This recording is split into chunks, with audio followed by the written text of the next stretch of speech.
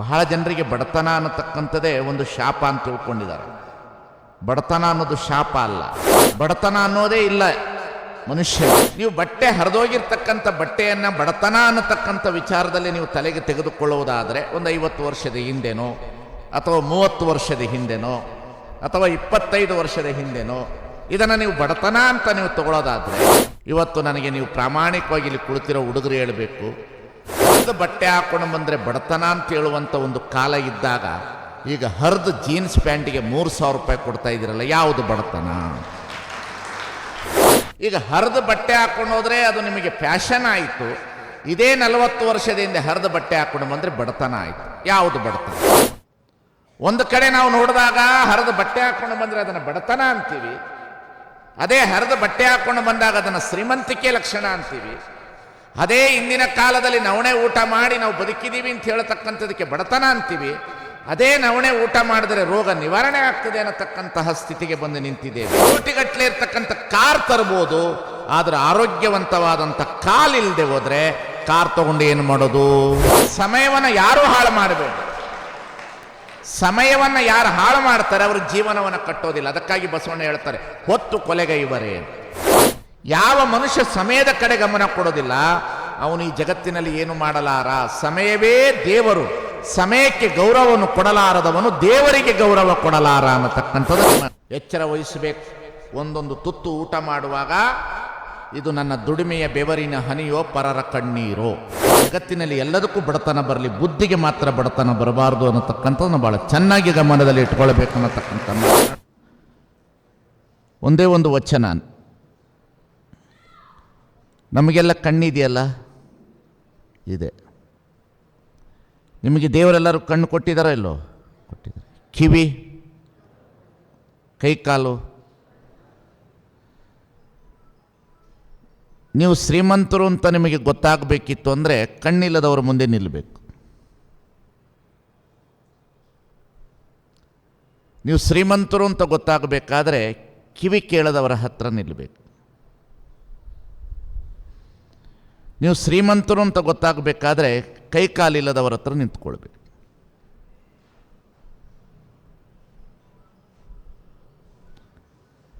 ಹಾಗಾದರೆ ನಾವು ಶ್ರೀಮಂತರು ಅಂದರೆ ಯಾವುದರಲ್ಲಿ ಶ್ರೀಮಂತರು?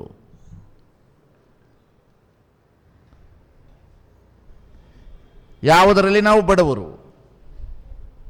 ಬಹಳ ಜನ ನಾವೇನು ಮಾಡ್ತೇವೆ, ಬಡವರಿದ್ದೇವೆ ಅಂತ ಬರ್ತೇವೆ.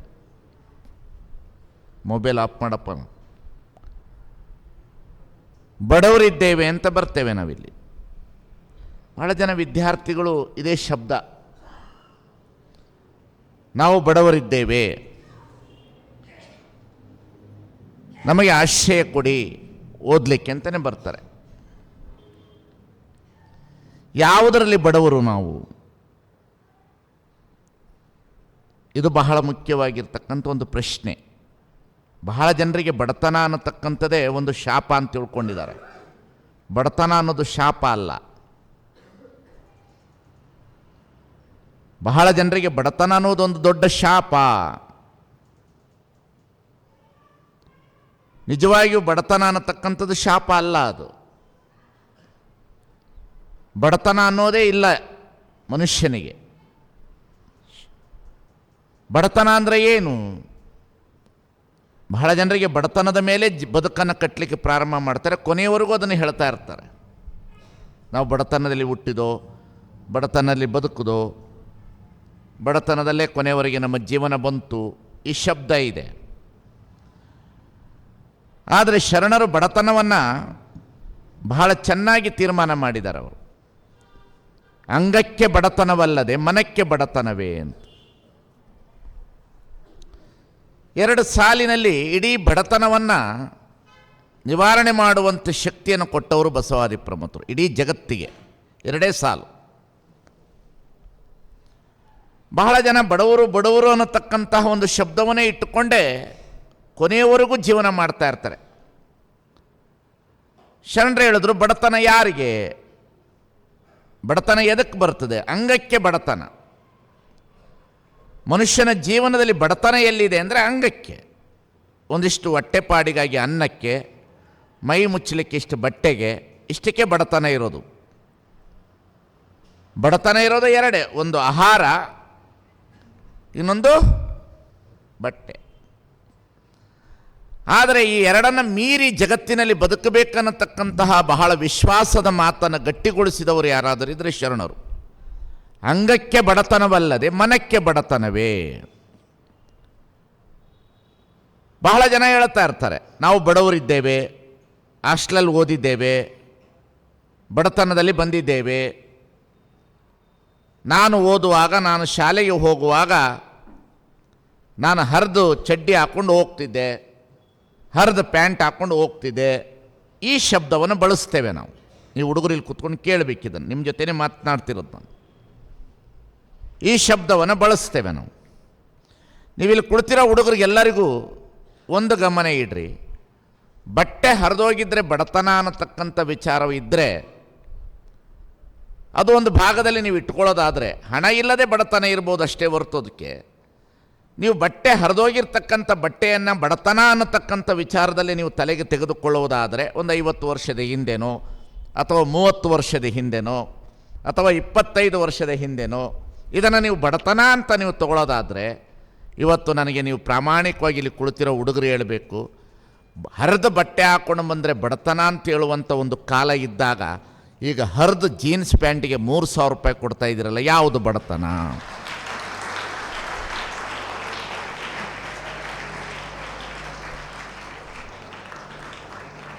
ಯಾವುದ್ರಪ್ಪ ಬಡತನ? ಅದು ಇಲ್ಲಿ ಮುಂಗೈನೂ ಹರಿದಿರಬೇಕು, ಮೊಣಕಾಲು ಹರಿದಿರ್ಬೇಕು. ಇದಕ್ಕೆ ಎಷ್ಟು ಕೊಡ್ತೀರಿ ನೀವು? ಎಷ್ಟು ಕೊಡ್ತೀರಿ? 2,000. ಈಗ ಹರಿದ ಬಟ್ಟೆ ಹಾಕ್ಕೊಂಡು ಹೋದರೆ ಅದು ನಿಮಗೆ ಫ್ಯಾಷನ್ ಆಯಿತು.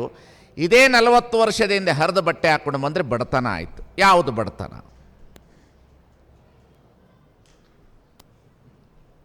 ಹೇಳಿ ನೋಡೋಣ. ಹಾಗಾದರೆ ನೀವು ಬಡತನ ಅನ್ನತಕ್ಕಂಥದನ್ನು ಇಟ್ಟುಕೊಂಡು ಇಲ್ಲಿ ಶಾಲೆಗೆ ಓದಲಿಕ್ಕೆ ಬಂದಿದ್ದೀರೋ, ಮನಸ್ಸನ್ನು ಶ್ರೀಮಂತಗೊಳಿಸಿಕೊಳ್ಳೋದಕ್ಕಾಗಿ ಶಾಲೆಗೆ ಬಂದಿದ್ದೀರೋ? ಒಂದು ದೊಡ್ಡ ಸವಾಲು ರೀ ಇದು ಇವತ್ತು ಜಗತ್ತಿಗೆ. ದೊಡ್ಡ ಸವಾಲಿದೆ ಇವತ್ತು ನಮಗೆ ಜಾಗತಿಕ ಮಟ್ಟದಲ್ಲಿ. ಇದೊಂದು ಸವಾಲು. ಮೊನ್ನೆ ನಮ್ಮ ಮಠಕ್ಕೊಬ್ಬರು ಬಂದಿದ್ದಾರೆ. ಅವರು ನಮಗೆ ಹೇಳ್ತಾರೆ, ನಾನು ಬಹಳ ಬಡತನದಿಂದ ಬದುಕಿದ್ರೆ ಬುದ್ಧಿ, ನವಣೆ ಊಟ ಮಾಡಿದೆ, ಸಜ್ಜೆ ಊಟ ಮಾಡಿದೆ, ರಾಗಿ ಅಂಬಲಿ ಊಟ ಮಾಡಿದೆ ರೀ ಬುದ್ಧಿ, ಭಾಳ ಬಡತನದಿಂದ ನವಣೆ ಊಟ ಮಾಡಿದೆ ಬದುಕಿ ಅಂತ ಅವ್ರು ಹೇಳ್ತಾರೆ. ಅದೇ ನವಣೆ ಊಟ ಮಾಡಿದೆ, ಸಜ್ಜೆ ಊಟ ಮಾಡಿದೆ, ಅರ್ಕ ಊಟ ಮಾಡಿದೆ, ಬಹಳ ಬಡತನದಿಂದ ನಾ ಬದುಕಿದೆ ಅಂತ ಅವನು ಹೇಳ್ತಾನೆ. ಅದೇ ಅವಳು ಹೆಂಡತಿ ಹೇಳ್ತಾಳೆ, ಡಾಕ್ಟ್ರಿ ಹೇಳಾರ್ರಿ ಶುಗರ್ ಊಟಕ್ಕೆ ನವಣೆ ಉಣ್ಣಬೇಕು ಅಂತ ಆಕೆ ಹೇಳ್ತಾಳೆ. ಮಜಾ ಸ್ವಲ್ಪ ಗಮನಿಸ್ಬೇಕ್ರಿ ನಾವು ಮಜಾಗಳನ್ನು. ಅದಕ್ಕೆ ಜಗತ್ತಿನಲ್ಲಿ ಶರಣರು ಅಬ್ಸರ್ವೇಷನ್ ಇಸ್ ದ ಮೆಡಿಟೇಷನ್ ಅಂತ ಹೇಳಿದ್ರು. ಶರಣರು ಬಹಳ ದೊಡ್ಡ ಒಂದು ಸಂದೇಶ ಏನು ಕೊಟ್ರಂದರೆ, ಅಬ್ಸರ್ವೇಷನ್ ಇಸ್ ದ ಮೆಡಿಟೇಷನ್. ಕಣ್ಣು ಮುಚ್ಚಿಕೊಂಡು ಧ್ಯಾನ ಮಾಡೋದಲ್ಲ ಅಂತೆ, ಕಣ್ಣು ತೆರೆದು ಜಗತ್ತನ್ನು ನೋಡು, ಅದೇ ಧ್ಯಾನ ಅಂದರು ಶರಣರು. It is the observation is the meditation. ಯಾವ ಮನುಷ್ಯನಿಗೆ ಅಬ್ಸರ್ವೇಷನ್ ಮಾಡಲಿಕ್ಕೆ ಬರೋದಿಲ್ಲ, ಅವನು ಈ ಜಗತ್ತಿನಲ್ಲಿ ಯಾವುದನ್ನು ಗೆಲ್ಲಲಾರ. ಒಂದು ಕಡೆ ನಾವು ನೋಡಿದಾಗ ಹರಿದ ಬಟ್ಟೆ ಹಾಕ್ಕೊಂಡು ಬಂದರೆ ಅದನ್ನು ಬಡತನ ಅಂತೀವಿ, ಅದೇ ಹರಿದ ಬಟ್ಟೆ ಹಾಕ್ಕೊಂಡು ಬಂದಾಗ ಅದನ್ನು ಶ್ರೀಮಂತಿಕೆ ಲಕ್ಷಣ ಅಂತೀವಿ. ಅದೇ ಇಂದಿನ ಕಾಲದಲ್ಲಿ ನವಣೆ ಊಟ ಮಾಡಿ ನಾವು ಬದುಕಿದ್ದೀವಿ ಅಂತ ಹೇಳ್ತಕ್ಕಂಥದಕ್ಕೆ ಬಡತನ ಅಂತೀವಿ. ಅದೇ ನವಣೆ ಊಟ ಮಾಡಿದರೆ ರೋಗ ನಿವಾರಣೆ ಆಗ್ತದೆ ಅನ್ನತಕ್ಕಂತಹ ಸ್ಥಿತಿಗೆ ಬಂದು ನಿಂತಿದ್ದೇವೆ. ಏನು ಬಡತನ? ಜಗತ್ತಿನಲ್ಲಿ ಯಾರಿಗೆ ಬಡತನ? ಯಾವುದು ಶ್ರೀಮಂತಿಕೆ? ವಿದ್ಯಾರ್ಥಿಗಳ ನೀವೆಲ್ಲರೂ ಪುಣ್ಯವಂತರು ಇಲ್ಲಿ ಕುಳಿತವರು. ನಾವೆಲ್ಲ ಬಹಳ ಓದಿಲ್ಲ, ಮಾತನಾಡೋ ಸ್ವಾಮಿ ನಿಮ್ಮ ಎದುರಿಗೆ ಕೂತಿದ್ದೀನಲ್ಲ, ನಾನು SSLC ಪಾಸ್. ಬಹಳ ಶಿಕ್ಷಣ ಬೇಕಾಗಿಲ್ಲ ಈ ಜಗತ್ತಿನಲ್ಲಿ ಬದುಕಲಿಕ್ಕೆ, ಅಥವಾ ಇಂಜಿನಿಯರ್ ಬೇಕಾಗಿಲ್ಲ, ಡಾಕ್ಟ್ರು ಓದಬೇಕಾಗಿಲ್ಲ. ಬದುಕಲಿಕ್ಕೆ ಬೇಕಾಗಿರ್ತಕ್ಕಂಥದ್ದು ಏನು ಅಂತಂದರೆ, ಈ ಜಗತ್ತಿನಲ್ಲಿ ಬದುಕಲಿಕ್ಕೆ ಬೇಕಾಗಿರ್ತಕ್ಕಂಥದ್ದು ಹೈಯರ್ ಎಜುಕೇಷನ್ಸ್ ಅಲ್ಲ. ಮನುಷ್ಯನಿಗೆ ಬದುಕಲಿಕ್ಕೆ ಬೇಕಾಗಿರ್ತಕ್ಕಂಥದ್ದು ಸಂಸ್ಕೃತಿ ಮತ್ತು ಸಂಸ್ಕಾರ ಅನ್ನತಕ್ಕಂಥದ್ದನ್ನು ಯಾರು ಮರೆಯಲ್ಲ.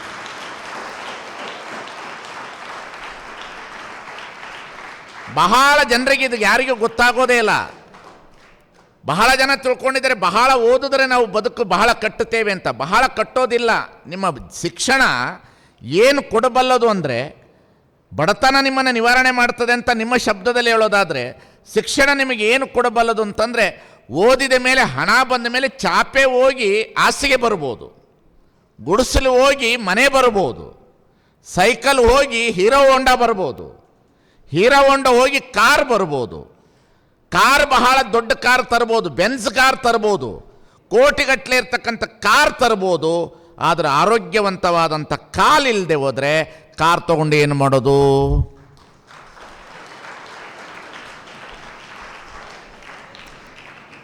ನೀವು ಭಾಳ ಜನ ತಿಳ್ಕೊಂಡಿದ್ದೀರಿ ಕಾರ್ ಭಾಳ ದೊಡ್ಡದು ಅಂತ. ಕಾರ್ ದೊಡ್ಡದಲ್ಲ, ಕಾಲು ದೊಡ್ಡದು.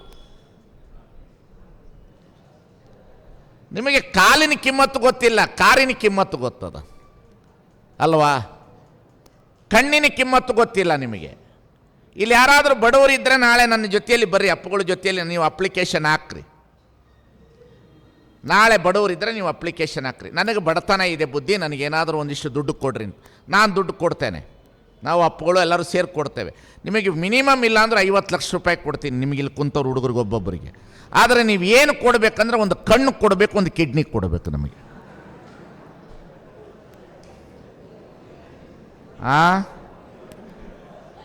ಯಾಕೋ ಸ್ವಾಮಿ ಮಠ ಬಿಟ್ಟು ಹೋಗ್ತೀಯೇನಂತ ಕೇಳ್ತೀರೇನ? ನೋಡೋಣ, ಒಂದು ಕಣ್ಣು ಕೊಡ್ರಿ.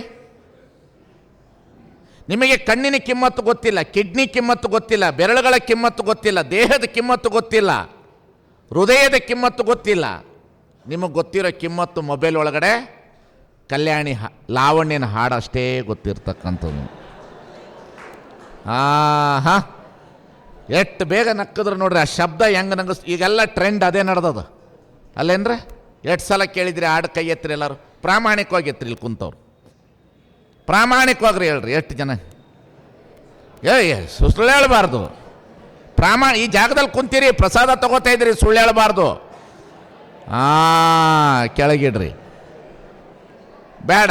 ಇಲ್ಲಿ ಪ್ರಾರ್ಥನೆಗೆ ಬರುವಾಗ ಒಂದು ಸಲ ಕೇಳಿ ಬಂದವ್ರು ಯಾರಿದ್ರಿ ಎತ್ತರಿ ಇವತ್ತು? ಯಾಕೆ ನಿಮ್ಮ ಜೊತೆಯಲ್ಲಿ ಮಾತನಾಡ್ತಾ ಇದ್ದೀನಿ ಅಂದರೆ, ನೀವು ಇರುವ ಕಾಲ ಇದೆಯಲ್ಲ ಬಹಳ ಒಳ್ಳೆಯ ಕಾಲ, ಬಹಳ ಅದ್ಭುತವಾದ ಕಾಲ. ನಾವು ಓದುವ ದಿನಕಾಲಕ್ಕೆ ನಮಗೆ ಏನು ಕೊರತೆ ಇತ್ತು ಅಂದರೆ, ಆಧುನಿಕತೆ ಇನ್ನೂ ಬೆಳೆದಿರಲಿಲ್ಲ, ತಂತ್ರಜ್ಞಾನ ಇನ್ನೂ ಬೆಳೆದಿರಲಿಲ್ಲ, ವಿಜ್ಞಾನ ಇನ್ನೂ ಬೆಳೆದಿರಲಿಲ್ಲ, ಗ್ಲೋಬಲೈಸ್ ಇನ್ನೂ ಆಗಿರಲಿಲ್ಲ. ಹಣದ ಕೊರತೆ ಇತ್ತು ನಮ್ಮಲ್ಲಿ, ಶ್ರೀಮಂತಿಕೆ ಇತ್ತು ಭಾರತದಲ್ಲಿ, ಹಣದ ಕೊರತೆ.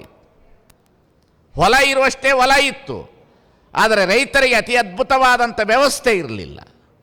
ಹಾಗಾಗಿ ವಿದ್ಯಾರ್ಥಿಗಳೇ, ನಿಮ್ಮ ಗಮನಕ್ಕೊಂದು ಮಾತನ್ನು ಹೇಳ್ತೀನಿ.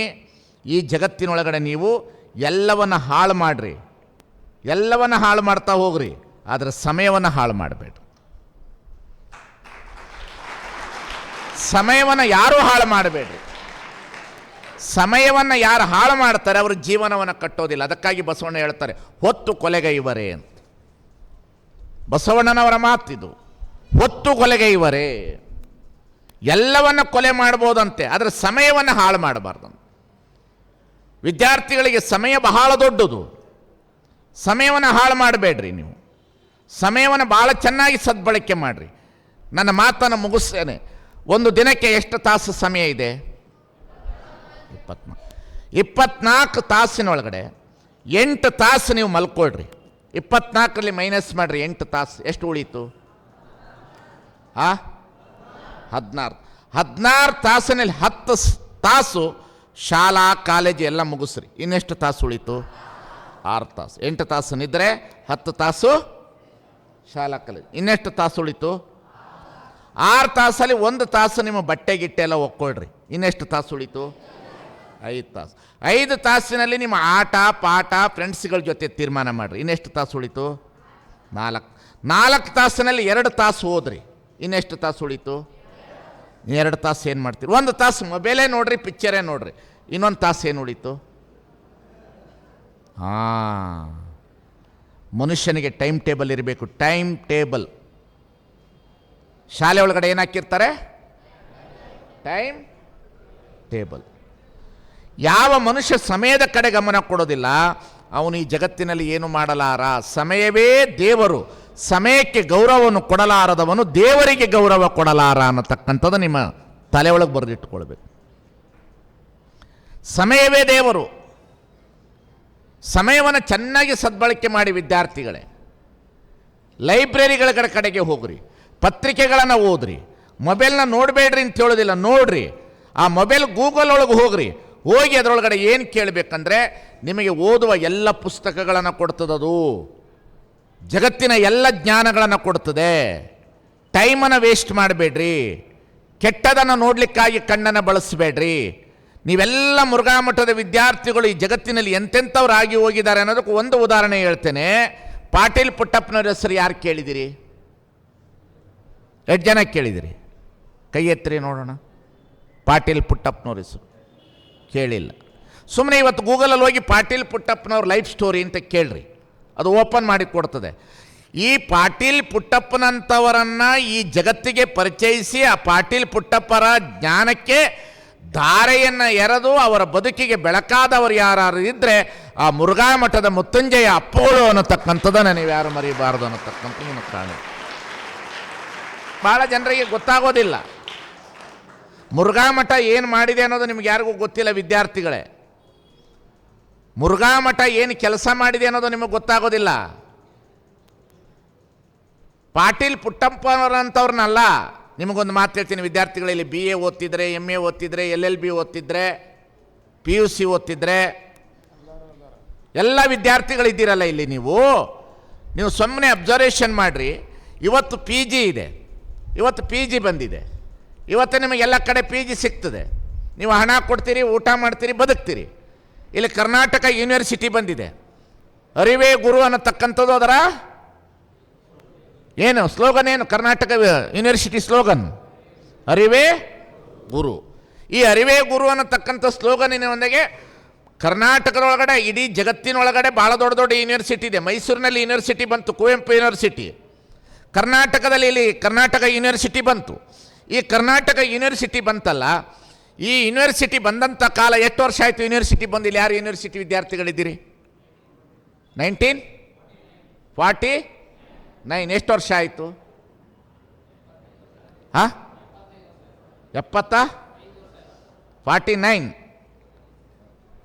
76 ವರ್ಷದ ಹಿಂದೆ ಆ ಯೂನಿವರ್ಸಿಟಿ ಬಂತಲ್ಲ. ಸುಮ್ಮನೆ ನೀವು ಕಲ್ಪನೆ ಮಾಡಿಕೊಡ್ರಿ, ಸುಮ್ಮನೆ ನಿಮ್ಮ ತಲೆ ಒಳಗೆ ಇಟ್ಕೊಡ್ರಿ ಮಾತನ್ನು. 76ಕ್ಕೆ ಆ ಯೂನಿವರ್ಸಿಟಿ ಬಂತಲ್ಲ, ಧಾರವಾಡ ಹೇಗಿರ್ಬೋದು ಅನ್ನೋದು ನೀವು ಸ್ವಲ್ಪ ಕಲ್ಪನೆ ತಗೊಳ್ರಿ. ಬಸ್ ಸ್ಟ್ಯಾಂಡ್ ಬಿಟ್ಟು ಧಾರವಾಡ ಮುಂದೆ ಹೋಗಿಲ್ಲ, ಯಾವುದೇ ರೀತಿ ಬೆಳವಣಿಗೆ ಇಲ್ಲ. ಆ ಯೂನಿವರ್ಸಿಟಿ ಬಂತಲ್ಲ, 75 ವರ್ಷದಿಂದ ಆ ಯೂನಿವರ್ಸಿಟಿ ಬಂದಾಗ ಇಡೀ ಕರ್ನಾಟಕದಿಂದ ಓದಲಿಕ್ಕೆ ಬಂದಿರತಕ್ಕಂಥ ವಿದ್ಯಾರ್ಥಿಗಳಿಗೆ ಆಶ್ರಯವನ್ನು ಕೊಟ್ಟು ಅವರ ಬದುಕಿಗೆ ಅನ್ನ ನೀರು, ಅವರ ಮನೆತನಕ್ಕೆ ಬೆಳಕಾಗಿರ್ತಕ್ಕಂತಹ ಒಂದು ದೊಡ್ಡ ಮಠ ಯಾವುದಾರಿದ್ದರೆ ಅದು ಮುರುಘರಾಜೇಂದ್ರ ಮಠ. ಅನ್ನತಕ್ಕಂಥದ್ದು ಮುರುಘಾ ಮಠ. ಸುಮ್ಮನೆ ನೀವು ವಿದ್ಯಾರ್ಥಿಗಳು ಇತಿಹಾಸವನ್ನು ಕಲ್ಪಿಸಬೇಕು. ಅದಕ್ಕಾಗಿ ಅಂಬೇಡ್ಕರ್ ಅವರು ಹೇಳ್ತಾರೆ, ಯಾರಿಗೆ ಇತಿಹಾಸದ ಪ್ರಜ್ಞೆ ಇರ್ತದೆ ಅವರು ಇತಿಹಾಸವನ್ನು ಸೃಷ್ಟಿಸಬಲ್ಲರು, ಯಾರಿಗೆ ಇತಿಹಾಸದ ಪ್ರಜ್ಞೆ ಇಲ್ಲ ಅವರು ಇತಿಹಾಸವನ್ನು ನೋಡಲಾರರು. ನೀವು 75 ವರ್ಷದ ಹಿಂದೆ ಹೋಗ್ರಿ, ಎಂತೆಂಥವ್ರು ಇಲ್ಲಿ ಓದಿ ಹೋಗಿದ್ದಾರೆ ಅಂತ ನೋಡಬೇಕು ನೀವು. ಅದಕ್ಕಾಗಿ ಈ ವಿದ್ಯಾರ್ಥಿಗಳೇ ಸಮಯ ಹಾಳು ಮಾಡಬೇಡ್ರಿ. ಅಪ್ಪಗಳು 1970ರಲ್ಲಿ ಮಹಾಂತ ಅಪ್ಪಗಳು 63 ಪುರಾತನರ ಹೆಸರಿನಲ್ಲಿ 63 ರೂಮ್ಗಳನ್ನು ಕಟ್ಟೋದು. 63 ಆ ರೂಮಿನಲ್ಲಿ ಓದಿದವರು ಪವಿತ್ರರು. ವಿದ್ಯಾರ್ಥಿಗಳೇ, ನೀವು ಇಲ್ಲಿ ಕುಳಿತವರು ಒಂದು ಕೆಲಸ ಮಾಡಬೇಕು. ನಿಮ್ಮ ಜೀವನದಲ್ಲಿ ಇಲ್ಲಿ ಇರುವವರೆಗೂ ನೀವು ಮಾಡಬೇಕಾಗಿರ್ತಕ್ಕಂಥದ್ದು ಒಂದು, ಎಲ್ಲೇ ಕಸ ಬಿದ್ದಿದ್ರೂ ಕಸ ತೆಗೆಯೋದು. ಇದನ್ನು ಮೊದಲು ಕಲಿಯೋದು. ಎರಡನೆಯದು, ನಮ್ಮ ಟಾಯ್ಲೆಟ್ಗಳನ್ನು ನಾವು ತೊಳೆದುಕೊಳ್ಳುವುದು.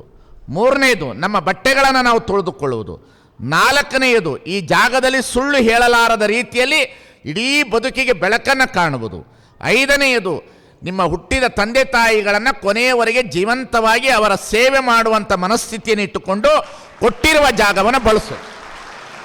ಇದಿಷ್ಟು ನೀವು ವಿದ್ಯಾರ್ಥಿಗಳು ಕಂಡುಬಿಟ್ರೆ ಬಹಳ ಅಮೂಲ್ಯವಾದ ಜೀವನವನ್ನು ಸಾಗಿಸ್ಬೋದು ಅನ್ನತಕ್ಕಂಥ ಮಾತನ್ನು ಹೇಳ್ತಾ ಹೆಚ್ಚು ನಾನು ಇನ್ನೇನು ಮಾತನಾಡೋದಿಲ್ಲ. ಭಾಳ ಚಲೋ ಪ್ರವಚನಕಾರರು ಪರಮ ಪೂಜ್ಯ ಸಿದ್ಧಲಿಂಗ ಮಹಾಸ್ವಾಮಿಗಳು. ಅವರ ಪ್ರವಚನವನ್ನು ಪ್ರತಿದಿನ ನೀವು ಕೇಳಬೇಕು ವಿದ್ಯಾರ್ಥಿಗಳೇ. ಮುಂದಿನ ದಿನಮಾನ ಕಾಲದಲ್ಲಿ ನೀವೆಲ್ಲರೂ ತಿಳಿದುಕೊಳ್ಳ್ರಿ, ಪೌರ ಕಾರ್ಮಿಕರು ಅಪಾಯಿಂಟ್ಮೆಂಟ್ಗೆ MA ಪಾಸ್ ಆಗಬೇಕಾಗುತ್ತದೆ. ಸ್ಪರ್ಧಾತ್ಮಕ ಯುಗ ಇದು ಜಗತ್ತು. ಪೌರ ಕಾರ್ಮಿಕರ ಹುದ್ದೆಗೆ ನೀವು ಅಪ್ಲಿಕೇಶನ್ ಹಾಕುವಾಗ ಶಿಕ್ಷಣ ಅಲ್ಲಿಗೆ ಬಂದು ನಿಲ್ತದೆ. ITA ಒಂದು ಕಡೆ, ಡಿಪ್ಲೊಮಾ ಒಂದು ಕಡೆ, ಪೊಲಿಟಿಕಲ್ ಒಂದು ಕಡೆ, BEd ಒಂದು ಕಡೆ, MA ಒಂದು ಕಡೆ, ಡಾಕ್ಟ್ರು ಒಂದು ಕಡೆ. ಒಂದು ಕಾಲದಲ್ಲಿ ನರ್ಸಿಂಗ್ ಓದಬೇಕು ಅಂತಂದರೆ ಯಾರು ಓದ್ತಿರ್ತಿರ್ಲಿಲ್ಲ. ಇವತ್ತು nursing, diploma in nursing, in BSc nursing, MSc nursing, BBA, MBA. ಇದರ ಬಗ್ಗೆ ನಾನು ಇನ್ನೂ ಹೆಚ್ಚು ಮಾತನಾಡೋದಿಲ್ಲ. ಒಂದು ದಿವಸ ಬರ್ತೇನೆ ನಾನು ಮಾತನಾಡಲಿಕ್ಕೆ, ವಿದ್ಯಾರ್ಥಿಗಳ ನಿಮ್ಮ ಜೊತೆಯಲ್ಲಿ ಮಾತನಾಡಲಿಕ್ಕೆ ಬರ್ತೇನೆ. ನೀವೆಲ್ಲರೂ ಈ ಜಗತ್ತಿನೊಳಗಡೆ ಒಳ್ಳೊಳ್ಳೆ ವ್ಯಕ್ತಿಗಳಾಗ್ಬೋದು. ಶಕ್ತಿ ಇದೆ ನಿಮಗೆ, ಅದನ್ನು ಕೊಡುವಂಥ ಶಕ್ತಿ ಮಠ ಇದೆ. ಆ ಶಕ್ತಿಯನ್ನು ಕೊಡ್ತು ಮಠಗಳು ಬಹಳ ದೊಡ್ಡ ಕೆಲಸ ಮಾಡ್ತು. ನಮ್ಮ ಪೂಜ್ಯ ಸಿದ್ಧಲಿಂಗ ಮಹಾಸ್ವಾಮಿಗಳು ಹೆಂಗೆ ಹೇಳಿದ್ರೆ, ಕುಂಭ ಅಂದ್ರಲ್ಲ, ಮುಂದಿನ ಶಬ್ದ ಅವರು ಹೇಳಲಿಲ್ಲ. ಅವರು ಕುಂಭ ಅಂತ ಹೇಳಿದ್ರು. ಇಡೀ ಭಾರತ ದೇಶದೊಳಗಡೆ ಉತ್ತರ ಭಾರತದ ಮಠಾಧೀಶರು ಭಕ್ತಿ ಮತ್ತು ಜ್ಞಾನ ಮತ್ತು ಮೂಢನಂಬಿಕೆಯನ್ನು ಬೆಳೆಸಿದ್ರು. ಕರ್ನಾಟಕದ ಮಠಾಧೀಶರು ಭಕ್ತಿ ಜ್ಞಾನ ವೈರಾಗ್ಯದ ಜೊತೆಗೆ ಶಿಕ್ಷಣ ಮತ್ತು ದಾಸೋಹ ಕಾಯಕದ ಅಡಿಯಲ್ಲಿ ಕರ್ನಾಟಕವನ್ನು ಬಹಳ ದೊಡ್ಡ ಶಿಕ್ಷಣದ ಕ್ಷೇತ್ರಗಳನ್ನು ಮಾಡಿದ್ದಾರೆ ಅನ್ನತಕ್ಕಂಥದ್ದನ್ನು ಮರಿಬಾರ್ದು. ಇಡೀ ಅಖಂಡ ಭಾರತದಲ್ಲಿ ಕರ್ನಾಟಕದ ಲಿಂಗಾಯತರ ಮಠಾಧೀಶರು ದೊಡ್ಡ ಕಿರೀಟ ಇದು. ಇದನ್ನು ಲಿಂಗಾಯತರ ಅರ್ಥ ಮಾಡ್ಕೊಳ್ಬೇಕು. ನೀವು ಲಿಂಗಾಯತರ ಅರ್ಥ ಮಾಡ್ಕೊಳ್ಬೇಕು. ಎಲ್ಲಾದರೂ ಆಕಸ್ಮಿಕ ಸಿದ್ಧಗಂಗಾ ಶ್ರೀಗಳು ಒಂದು ತಿರುಪತಿ ಥರ ಗುಡಿ ಕಟ್ಟಿದರೆ ಏನಾಗ್ತಿತ್ತು? ದಿನಕ್ಕೆ 5,000 ಜನ ಮಕ್ಕಳಿಗೆ ವಿದ್ಯೆ. ಇದೇ ಜಾಗದಲ್ಲಿ ಒಂದು ದೊಡ್ಡ ಶಿಕ್ಷಣ, ಒಂದು ಏನಾದ್ರು ದೇವಸ್ಥಾನ ಕಟ್ಟಿ ಹೋಮ ಹವನಾದಿಗಳನ್ನು ಮಾಡಿಕೊಂಡು ಮುತ್ತಂಜಯ ಅಪ್ಪಗಳು ಮಾಂತಪ್ಪಗಳು ಕೂತಿದ್ರೆ ಇದೇನಾಗ್ತಿತ್ತು? ನಮ್ಮ ಬಸವಣ್ಣನವರ ಧರ್ಮ ಕಾಯಕ ಮತ್ತು ಸಂಸ್ಕೃತಿ ಸಂಸ್ಕಾರವನ್ನು ಕೊಡ್ತು. ಇದನ್ನು ನಮ್ಮ ಮಠಾಧೀಶರು ಪಾಲಿಸಿದ್ರು. ದೇವರು ಅಂತ ನಂಬಿದ್ರು, ನಿಮ್ಮನ್ನು ಮಕ್ಕಳನ್ನ ದೇವರು ಅಂತ ನಂಬಿದ್ರು. ದೇಹವನ್ನು ದೇವಾಲಯ ಅನ್ನೋದನ್ನು ಸಾಕ್ಷೀಕರಣಗೊಳಿಸಿದ್ರು. ಶಿರವನ್ನು ಒನ್ನ ಕಳಶ ಮಾಡಿದ್ರು ನಮ್ಮ ಮಠಾಧೀಶರು. ಆದರೆ ನಮ್ಮ ಮಠಾಧೀಶರು ಹೇಳುವುದರಲ್ಲಿ ನಾವು ಸೋಲ್ತಾ ಇದ್ದೇವೆ. ಸುಮ್ಮನೆ ಎಲ್ಲೋ ಹೋಗಿ ನೀರ ಕಂಡಲ್ಲಿ ಮುಳುಗುವರಯ್ಯ, ಮರವ ಕಂಡಲ್ಲಿ ಸುತ್ತುವರಯ್ಯ, ಬತ್ತುವ ಜಲವ ಒಣಗುವ ಮರವ ಇದ ನೆಚ್ಚಿದವರು ನಿಮ್ಮ ನೆತ್ತ ಬಲ್ಲರಯ್ಯ ಕೂಡಲ ಸಂಗಮ ದೇವ ಅಂತ ಹೇಳಿರ್ತಕ್ಕಂಥ ಮಾತನ್ನು ಸಾಕ್ಷಾತ್ಕಾರಗೊಳಿಸಿದ್ರು. ಅದಕ್ಕಾಗಿ ಸಿದ್ದಯ್ಯ ಪುರಾಣಿಕರು ಒಂದು ಮಾತನ್ನು ಬರೆದಿದ್ದಾರೆ. ಅಖಂಡ ಭಾರತದೊಳಗಡೆ ಕರ್ನಾಟಕ ಅಂತ ಹೇಳಿದ್ರೆ ಅದು ಸಂಕ್ಷಿಪ್ತ ಭಾರತ. ಕರ್ನಾಟಕ ಅಂತ ಹೇಳಿದ್ರೆ ಸಂಕ್ಷಿಪ್ತ ಭಾರತ. ನಮ್ಮ ಕರ್ನಾಟಕದ ಮಠಾಧೀಶ ನೋಡ್ರಿ, ಅಪ್ಪಗಳು ಇಲ್ಲಿ ಕೂತಾರೆ. ನೀವು ಇಲ್ಲಿ 500 ಮಂದಿ ಇದ್ದೀರಿ, 250 ಮಂದಿ ಇದ್ದೀರಿ ಅಂತ ಇಟ್ಕೊಳ್ಳೋಣ. ಜೋಳಕ್ಕೆ ಭಿಕ್ಷೆಗೆ ಹೋಗ್ತಾರೆ 70 ವರ್ಷ. ಯಾರಿಗೆ ಜೋಳ ತರಕ್ಕೆ ಹೋಗೋದು? ಯಾರಿಗೆ? ನಿಮಗೆ. ನೀವೇನು ತಿಳ್ಕೊಂಡಿರಿ? ತಮ್ಮ ಎಚ್ಚರ ವಹಿಸಬೇಕು. ಒಂದೊಂದು ತುತ್ತು ಊಟ ಮಾಡುವಾಗ ಇದು ನನ್ನ ದುಡಿಮೆಯ ಬೆವರಿನ ಹನಿಯೋ ಪರರ ಕಣ್ಣೀರೋ ಯೋಚನೆ ಮಾಡಬೇಕು. ಒಂದು ರೊಟ್ಟಿ ಊಟ ಮಾಡುವಾಗ ಅಪ್ಪುಗಳನ್ನು ನೆನೆಸ್ಕೋಬೇಕು. ಒಂದು ತುತ್ತು ನೀರು ಕುಡಿಯುವಾಗ ಅಪ್ಪುಗಳನ್ನು ನೆನೆಸ್ಕೊಳ್ಬೇಕು. ಆ ರೂಮ್ ಒಳಗಡೆ ಹೋಗಿ ಮಲಗುವಾಗ, ಈ ರೂಮಿನಲ್ಲೆಲ್ಲ ಮಹಾನ್ ತಪ್ಪುಗಳು ಮುತ್ತಂಜೆ ಅಪ್ಪುಗಳು ಓಡಾಡಿದಾರಪ್ಪ, ಈ ರೂಮನ್ನು ನಾನು ಗಲೀಜಿಟ್ಕೊಳ್ಬಾರ್ದು, ಅವ್ರು ನಡೆದಾಡಿರುವ ನೆಲ ಅಂತೇಳಿ ಅದಕ್ಕೆ ನಮಸ್ಕಾರ ಮಾಡಿ ನಿದ್ರೆ ಮಾಡಬೇಕು. ಅಷ್ಟು ದೊಡ್ಡ ಜಾಗ ಅನ್ನತಕ್ಕಂಥದ್ದನ್ನು ನೀವು ಯಾರು ಮರಿಬಾರ್ದು. ಎಷ್ಟು ಪವಿತ್ರವಾದ ಸ್ಥಳ ಇದು. ಇದನ್ನು ಚೆನ್ನಾಗಿ ಸದ್ಬಳಕೆ ಮಾಡಿಕೊಡ್ರಿ, ಚೆನ್ನಾಗಿ ಇಟ್ಕೊಳ್ರಿ. ಹುಡುಗರು ಟೈಮ್ ವೇಸ್ಟ್ ಮಾಡಬೇಡ್ರಿ, ಸಮಯ ಹಾಳು ಮಾಡಬೇಡ್ರಿ. ಲೈಬ್ರರಿ ಚೆನ್ನಾಗಿ ಬಳಸ್ಕೊಡ್ರಿ, ಓದ್ರಿ. ಪ್ರತಿದಿನ ಹಾಡ್ತಿರಲ್ವ ಬಸವಲಿಂಗವೆಂಬ ಒಂದು ಸಲ ಹಾಡ್ಬಿಡ್ರಿ, ನನ್ನ ಮಂಗಲ ಮುಗಿದೋಗ್ತದೆ. ಹಾಡ್ಬಿಡ್ರಿ, ನನ್ನ ಮಾತೆ ಮುಗಿದೋಗ್ತದೆ. ಹಾಡ್ಬಿಡ್ರಿ, ನೇರವಾಗಿ ಕೂತ್ಕೊಡ್ರಿ. ಬಸವಲಿಂಗವೆಂಬೈದಕ್ಷ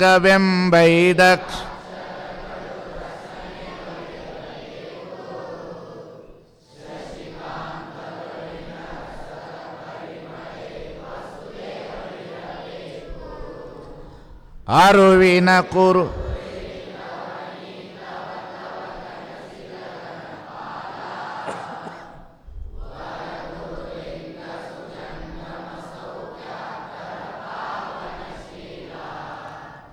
ಪರಮ ಷಡಕ್ಷರ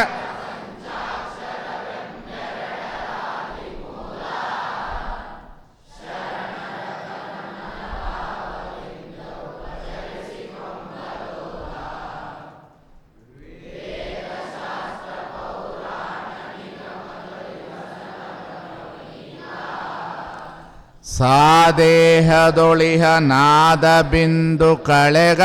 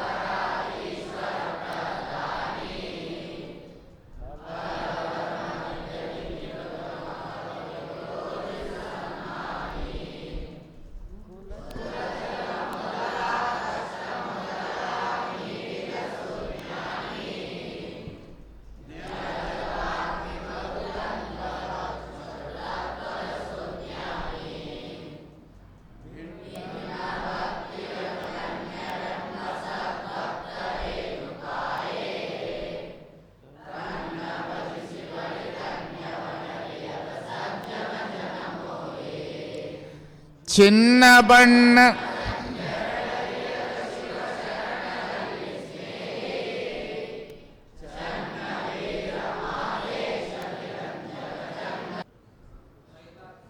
ಜೋರ ಚಪ್ಪಾಳೆ ತಟ್ರಿ.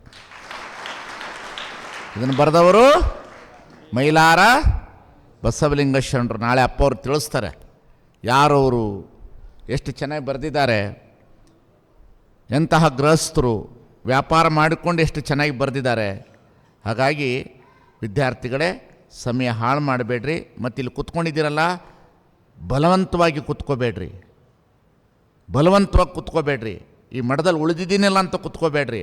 ನನ್ನ ಬದುಕಿಗೆ ಏನಾದರೂ ಬೆಳಕು ಸಿಗ್ತದೆ ಅನ್ನತಕ್ಕಂಥ ರೀತಿಯಲ್ಲಿ ಕುಳಿತುಕೊಂಡು ಕೇಳಿ ಅನ್ನತಕ್ಕಂಥ ಮಾತನ್ನು ಅರ್ಥ ಮಾಡಿಕೊಳ್ಬೇಕು ಅನ್ನತಕ್ಕಂಥ ಮಾತನಾಡಿ ಪೂಜ್ಯರು ಮೊನ್ನೆ ತಾನೇ ಹಾರ್ಕೋಡ್ನಲ್ಲಿ ನಮಗೂ ಪೂಜ್ಯರಿಗಿಬ್ಬರಿಗೂ ಬಸವಬ ಅನ್ನೋ ಪ್ರಶಸ್ತಿ ದೊರಕಿತು. ಪೂಜ್ಯರು ಒಳ್ಳೆ ಕೆಲಸ ಮಾಡ್ತಾಯಿದ್ದಾರೆ. ಈ ಸಲ ಬಹಳ ಒಳ್ಳೆ ವಿರಕ್ತ ಮಠದ ಇಂಗ್ಲೇಶ್ವರ ಸ್ವಾಮಿಗಳಿಗೆ ಮುತ್ತುಂಜಯಪ್ಪಗಳ ಪ್ರಶಸ್ತಿಯನ್ನು ಕೊಡ್ತಾಯಿದ್ದಾರೆ, ಮಹಾಂತಪ್ಪಗಳ ಪ್ರಶಸ್ತಿ. ಸುಮಾರು 200 ಪುಸ್ತಕಗಳನ್ನು ಬರೆದಿದ್ದಾರೆ. ಎಲ್ಲವನ್ನು ಓದಬೇಕನ್ನತಕ್ಕಂಥ ಮಾತನ್ನು ಹೇಳ್ತಾ, ವಿದ್ಯಾರ್ಥಿಗಳೇ ಬಡತನ ಅನ್ನೋದನ್ನ ತಲೆ ಒಳಗಡೆ ತೆಗೆದು ಬಿಡ್ರಿ.